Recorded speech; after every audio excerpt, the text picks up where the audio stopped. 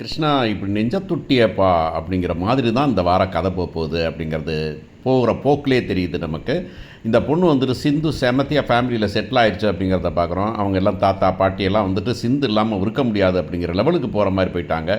அந்த சித்தி கூட வந்துக்கிட்டு காவேரிட்ட காமிக்கிற பாசத்தை விட இங்கே கொஞ்சம் அருமையாகவே காமிக்கிறாங்க அப்படிங்கிறத பார்க்க முடியுது. ஏன்னா அவங்க அம்மாவை காப்பாற்றிருக்காங்க அப்படிங்கிறது.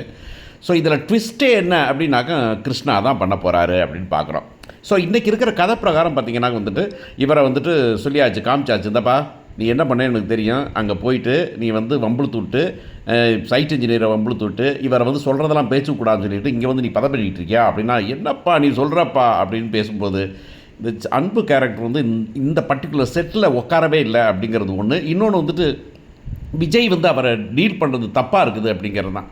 சொந்தங்கிறதுக்காக வந்துட்டு ஒரு பெரிய கம்பெனி எவனாவது வந்துட்டு தியாகம் பண்ணுவானா அப்படிங்கிறது தான் பெரிய கொடுமை. ஏன்னா உசுரை காப்பாற்றிக்கிறதுக்கு உசுரக்க தியாகம் பண்ணால் எப்படி இருக்கும் அப்படிங்கிற மாதிரி தான் இந்த கம்பெனியை வந்துட்டு அவர் கொண்டு போகிறதுக்கு கெடுதலாக நினைக்கிறாரு. தெரிஞ்சிருந்து சொல்லலை, ப்ராப்ளம் இருந்ததையும் அவர் சொல்லவே இல்லை. ப்ராப்ளம் இருக்கும் போதெல்லாம் இவர் ஆஃபீஸ்க்கு வரல விஜய், ஆனால் விஜய் ஆஃபீஸ் போயிருந்தார், அதை சொல்லவே இல்லை. அப்படி இருந்து வந்துட்டு இன்னும் வச்சுக்கிட்டு இருக்கிறது. இதை விட இந்த பையனை வந்துட்டு வேலைக்கு வச்சாக்க அவனை வந்து ரொம்ப கேவலமாக அவனே இவனேன்னு திட்டுறது. அப்போல்லாம் வந்துட்டு கொஞ்ச நாச்சும் சுருக்குன்னு சொல்லணும், இங்கே பார் அவர் என்னுடைய ஆஃபீஸ் என்னுடைய ஒர்க் பண்ணுறாரு, அவருக்குரிய மரியாதை நீங்கள் கொடுங்க அப்படின்னு சொல்லணும். இவர் சும்மா எப்போ பார்த்தாலும் காய்கறி வாங்க போகிற மாதிரியே வந்துக்கிட்டு ரொம்ப கேவலமாக இருக்கிறார். அன்புங்கிறதான் பெரிய கொடுமை. அன்பு நல்ல ரோல்லாம் பண்ணிகிட்டு இருக்கலாம், ரொம்ப அருமையாக பண்ண முடியும் அவரால் நிச்சயமாக. ஆனால் இந்த கேரக்டரில் வந்து செட் ஆகவே இல்லை அப்படிங்கிறது தான் தோணுது. ஸோ இப்போ என்ன பண்ண போகிறாருனாக்க இவ்வளோ பண்ணிட்டானா அப்படின்னு தெரியாமல் பண்ணுவோம் அப்படின்னு சொல்லிட்டு அந்த மேனேஜர் இருக்காப்பிள்ளைங்களா ஐயப்பனை வச்சுக்கிட்டு இங்கே பாரு அவனை வந்துட்டு ரொம்ப ரொம்ப ஆடுறான், கொஞ்ச நாள் போச்சுன்னு வச்சுக்கோமே உன் இடத்துக்கு உன் இடத்துக்கே உழவு வச்சுருவான், பார்த்துக்க நீயே அவன் என்னவே பண்ணுறான் அப்படின்னு சொல்லிட்டு போட்டு தள்ள போகிறாரு. போட்டு சொல்ல ஐயப்பன் வந்துட்டு மெதுவாக வந்துட்டு மேடத்து ரொம்ப சோகமாக இருக்க போகிறாப்புல. காவிரி போய் கேட்க போகிறாங்க, என்ன நடந்தது அப்படின்னு சொல்லிட்டு. இல்லை மேடம், இவ்வளோ காலம் அந்த கம்பெனிக்கு உழைச்சிருக்கிறேன் மேடம், ஆனால் வந்துட்டு அந்த மரியாதையே போயிருமோன்னு பயமாக இருக்குது அப்படின்னா. உங்கள் மரியாதை எப்படி போங்க ஐயப்பன், நீங்கள் தானே மேனேஜரு, நீங்கள் தானே சீனியரு. ஆமாம் மேடம், ஆனால் வந்துட்டு பார்க்க போகிறத பார்த்தாக்கும் எப்படி இருந்தாலும் உங்கள் தம்பி ஆகி போயிட்டார் கிருஷ்ணா, உங்கள் சொந்தக்காரரு.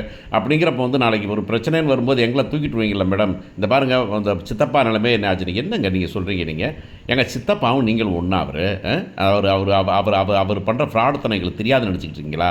சரி, அவங்க அத்தை இருக்காங்க அங்கே வீட்டில், அவர் வீட்டுக்காருங்கிறதுனால மரியாதை கொடுத்து வச்சுக்கிட்டுருக்கேன் தவிர இவரெல்லாம் வந்து வச்சுக்க வேண்டிய அவசியமே இல்லை ஐயப்பன். அதனால் வந்துட்டு அவரை மாதிரிலாம் உங்களை ட்ரீட் பண்ண மாட்டாங்க. உங்கள் மேலே எவ்வளவு நம்பிக்கை இருந்திருந்தா விஜய் வந்துட்டு இவ்வளவு நாள் கம்பெனிக்கே வராமல் உங்களை பார்த்துக்க சொல்லியிருப்பார். நீங்கள் யோசிச்சு பார்த்தீங்களா? சரி, ஒரு தப்பு நடந்தது வந்துக்கிட்டு உங்களால் கண்ட்ரோல் பண்ண முடியலைங்கிற வேறு விஷயம்.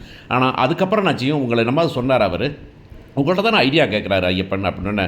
ஆமாம் மேடம், நீங்கள் அதை பற்றியெல்லாம் கவலைப்படாதீங்க, முதல்ல இந்த மனுஷனை வந்துக்கிட்டு இனிமேல் இந்த கம்பெனிக்கு வரவிடாமல் பண்ணிடலாம் அப்படின்னு சொல்லிட போகிறாங்க. சரி, விஜய் சொல்லுவாரா அப்படிங்கிறது தான். விஜய் என்ன பண்ண போகிறாரு, திருப்பி போய் இந்த பையன் இருக்கிற சைட்டில் போயிட்டு இவர் ப்ராப்ளத்தை கிரியேட் பண்ண போகிறாரு. என்ன பார்த்துட்டுருக்குற, என்ன இத்தனை மூட்டை சிமெண்ட் போட்டால் என்னத்துக்கு ஆகும், நம்ம காசு போட முடியுமா? சிமெண்ட்லாம் ஏறக்குறைய தான் போடணும், 10க்கு 1 போடுவோம், 8க்கு 1 போடுவோம், உடைய மாதிரி வந்து 6க்கு 1 4க்கு 1 3க்கு 1லாம் போட முடியாதுப்பா அப்படிங்கிற மாதிரி ஏதாச்சும் கணக்கு சொல்லுவார். எனக்கு எக்ஸாக்டாக கணக்கு தெரியாதுங்க, சாரி அப்படின்னு சொல்லிட்டு கொஞ்சம் நிறைய மண்ணனும் கொஞ்சமாக சிமெண்ட்டும் போட சொல்ல போகிறாரு. இதெல்லாம் முடியாதுங்க அப்படின்னு.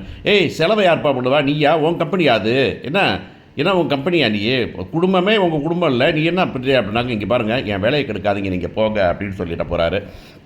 இதை வந்து ஐயப்பன்ட்ட என்னங்க அப்படி பண்ணிட்டு தெரிகிறாரு அப்படின்னு சொல்லும்போது ஐயப்பன் போய் சொல்ல போகிறாப்புல, சார் அங்கே பையன் நல்ல கிருஷ்ணா வேலை பார்க்குறாரு சார், ஆனால் வந்துட்டு அவரை வந்துட்டு வேலை செய்ய விட மாட்டேங்கிறார் சார், இவர் கொஞ்சம் என்னமா சொல்லி வைங்க சார் அப்படின்னு. சரி, வர சொல்லுங்கள் அப்படின்னு சொல்லிட்டு வந்து என்ன பண்ணீங்க, நீங்கள் எத்தனைக்கு ஒத்தனை சிமெண்ட் போடுறீங்க, இத்தனை சொன்னேன் நான், எப்படி இத்தனை சொல்ல முடியும் உங்களால்? அப்புறம் கட்டணம் எப்படி ஸ்ட்ராங்காக இருக்கும், நம்மளை எப்படி நம்பி வருவாங்க? நான் சொன்ன செலவு வேணும், உங்கள் பாக்கெட்லேருந்து போடுறீங்களா? உங்கள் பாக்கெட்டில் இருக்க காசை நான் கொடுக்குறதா நினச்சதப்பா, அப்புறம் என்ன நீங்கள் உங்கள் காசை காப்பாற்றுறீங்க? நீங்கள் எங்கள் கம்பெனி எப்படி ரன் பண்ணணும் எனக்கு தெரியும், உங்களுக்கு பொழுதுபோகலை நீங்கள் உட்காந்துருக்கிறீங்க, இனிமேல் இன்னும் பண்ண வேண்டாம், உங்கள் பொழுதுபோகலைன்னா நீங்கள் வீட்டில் உட்காந்து டிவி பாருங்கள், இனிமேல் கம்பெனிக்கு வர வேணாம், கெட் அவுட் அப்படின்னு சொல்ல போகிறாரு. ஏய், என்ன முன்னாடி சொல்லிட்டியா அப்படி வீட்டில் போய் போமாம்மா, என்ன நான் கம்பெனிக்காக எவ்வளோ உழைச்சேன், ஏய் நீ கிளம்பு போகலாம் அப்படிங்க போகிறாரு. என்ன கிளம்பு போகலாம், இல்லை கிளம்பு போகலாம், ஒரு மரியாதை இல்லை, எல்லாத்தையும் ஒரு சின்ன பையன் நேற்று வந்தேன் நான் அவனை வச்சுக்கிட்டு நம்மளை மரியாதை இல்லாமல் பண்ணுறாங்க அப்படின்னு சொல்ல போகிறாரு. எப்படியோ கதை அப்படியே போயிட்டு இருக்க இவங்க வந்துக்கிட்டு இந்த ஃபங்க்ஷன் நடத்துறதுக்காக சீரியஸாக எல்லாத்தையும் ட்ரெஸ்ஸுக்கு எல்லாம் வாங்கி எல்லாம் பண்ண போகிறாங்க. பண்ணிவிட்டு எல்லோரும் உட்காந்துருக்க போகிறாங்க. உட்காந்துருக்கும்போது வந்துட்டு இப்போ ஃபங்க்ஷன் ஆரம்பிக்கலாமா அப்படின்னு சொல்லும்போது ஃபங்க்ஷன் ஆரம்பிக்கலாம் அப்படின்னு சொல்லும்போது நிறுத்துங்க அப்படின்னு சொல்லப்போகுது. யாரானா கிருஷ்ணா வாய்ஸு, இல்லைனா வந்துக்கிட்டு கிருஷ்ணாவோட அம்மாவோட வாய்ஸ். நிறுத்துங்க, கிருஷ்ணா அம்மா வாய்ஸ் தான் சூப்பராக இருக்கும், நிறுத்துங்க அப்படின்னு. என்ன எதை நிறுத்தணும்? என்ன உங்களுக்கு என்ன பிரச்சனை? என்ன பம்புலுக்கு வந்துட்டா பாத்தியா சாரதா சொல்லப் போறாங்க. பாத்தியா பம்புல வந்துட்டு கடைசியில என்ன வெயிட் பண்ணி கரெக்ட்டா வந்துட்டு ஒரு ஃபங்ஷன் நடக்கிறப்போ குறுக்க வந்து போறா பாத்தியா? அப்படின்னு. எதுக்கு நிறுத்தணும்? ஏன் நிறுத்தணும்? அப்படின்னா, இதெல்லாம் ஒரு ஒரு வகமுறை இல்லையா? ஒரு வரைமுறை இல்லையா? யார் என்ன செய்யணும், என்ன பண்ணணும்னு செய்ய வேணாமா? என்ன தப்பா செஞ்சுட்டாங்க அப்படின்னு. அது எப்படி தாய்மாமன் சீர் இல்லாம எப்படி நீங்க வந்து வளைகாப்பு நடத்துவீங்க நீங்க? அப்படின்னு கேட்கப் போறாங்க. என்னது தாய்மாமன் சீரா? ஆமா தாய்மாமன் சீர். தாய்மாமன் இருக்கான்ல அப்படின்னு சொல்லிட்டு பார்த்தா கிருஷ்ணாவும் சிந்துவும் தட்டில் வந்துக்கிட்டு சீர்தட்டுகளோட வரப்போகிறாங்க. அப்படியே வந்துட்டு சாரதாவே ஒரு பக்கமாக ஆடிட போகிறாங்க. விஜய் வந்துட்டு சூப்பர் அப்படிங்க போகிறாரு.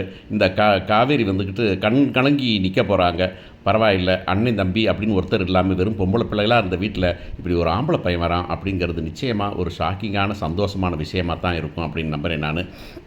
எவ்வளவு தூரம் வந்துக்கிட்டு நம்ம காவேரியும் விஜயும் அப்படி ஒரு நல்ல கப்புலாக இருக்கிறது நமக்கு பிடிக்குதோ அந்தளவுக்கு வந்துக்கிட்டு இது ஃபேமிலி ரிலேஷன்ஷிப்பு அப்போக்கப்போ வந்துட்டு மனசை சொன்ன மாதிரி கிருஷ்ணா பார்த்தோன்னா கிருஷ்ணா நெஞ்ச தொட்டிய கிருஷ்ணா அப்படின்னு சொல்கிற மாதிரி நம்ம வந்துட்டு கிருஷ்ணா வந்து அப்படி பண்ணிட்டாருன்னா ரொம்ப நல்லாயிருக்கும் அப்படின்னு நினைக்கிறேன். எனக்கு என்னமோ இந்த கதை போகிற பார்த்தா இப்போ வந்துட்டு இவங்கெல்லாம் ஒரு பக்கமாக வர்றதை பார்க்கும்போது இப்படி தான் நடக்கும் அப்படின்னு தோணுது. இப்படி நடந்தால் நீங்கள் எப்படி ரசிப்பீங்க அப்படிங்கிறதையும் என்ன சொல்லுவீங்க அப்படிங்கிறதையும் வேற என்ன எதிர்பார்க்கீங்கன்னு சொல்லுங்கள். தேங்க்யூ.